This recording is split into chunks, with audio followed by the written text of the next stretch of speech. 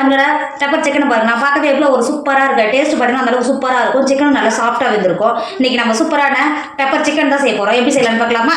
Hi friends, welcome to Kerala சமையல். கேரளா சமையலில் pepper chicken தான் செய்ய போகிறோம். வாங்க எப்படி செய்யலான்னு பார்க்கலாம்.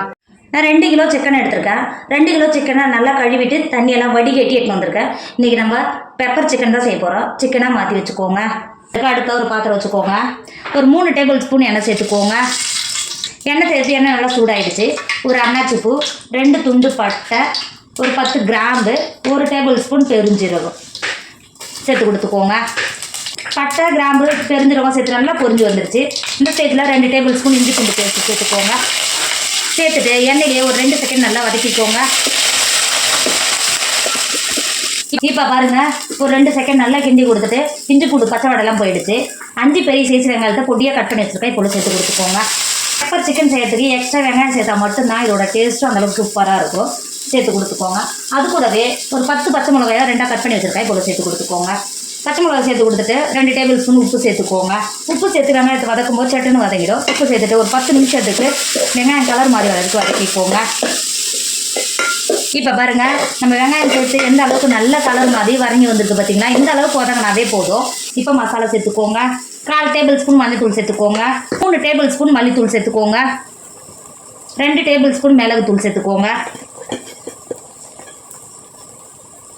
சேர்த்து கொடுத்துட்டு ஒரு 2 செகண்ட் நம்ம சேர்த்தா மல்லித்தூளும் மிளகுத்தூளும் பச்சை வடை போடுறது 2 செகண்ட் நல்லா கிண்டி கொடுத்துக்கோங்க. இந்த அளவுக்கு நல்லா கிண்டி கொடுத்துட்டு 3 பழுத்த தக்காளியை பொடியாக கட் பண்ணி வச்சுருக்கேன். இப்போ சேர்த்து கொடுத்துக்கோங்க. தக்காளியும் சேர்த்து ஒரு 10 நிமிஷத்துக்கு வதக்கிக்கோங்க. தக்காளி வதக்கும் போதே நல்லா கிரேவி பார்த்து நல்லா வதங்கி வந்துடும். வதக்கிக்கோங்க. நம்ம தக்காளி சேர்த்து எந்த அளவுக்கு நல்லா வதங்கி வந்திருக்கு பார்த்தீங்களா? இப்போ இந்த ஸ்டேஜில் நம்ம முன்னாடியே கழுவி எடுத்து வச்சுக்கோம்ல, சிக்கனை உள்ளே சேர்த்துக்கோங்க.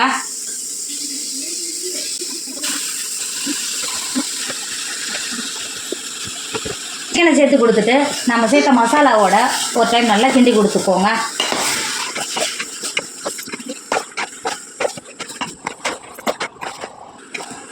இப்போ பாருங்கள், இந்த அளவுக்கு நல்லா மசாலாவோட சேர்ந்து கிண்டி கொடுத்துட்டு தண்ணி எதுவும் சேர்க்கணும்னு அவசியம் கிடையாது. சிக்கன் மூடி போட்டு சிக்கனை வேக விடுங்க. அடுப்பை லோ ஃப்ளேமில் வச்சுக்கோங்க. ஒரு 10 நிமிஷத்துக்கு வேக விட்டிங்கன்னா தண்ணி இறங்கி வரும். வேக விடுங்க. இப்போ பாருங்கள், நம்ம தண்ணி எதுவும் சேர்க்கல. ஒரு 10 நிமிஷத்துலேயே சிக்கனில் எந்த அளவுக்கு தண்ணி இறங்கி வந்துருக்கு பார்த்தீங்களா? இங்கே பாருங்கள், இந்த பெப்பர் சிக்கன் செய்யறதுக்கு தண்ணி எக்ஸ்ட்ரா சேர்க்கணும்னு அவசியம் கிடையாது. ஒரு டைம் நல்லா கிண்டி கொடுத்துக்கோங்க. கிண்டி கொடுத்துட்டு மூடி போட்டு அடுப்பை லோ ஃப்ளேமில் வச்சு வேக விடுங்க.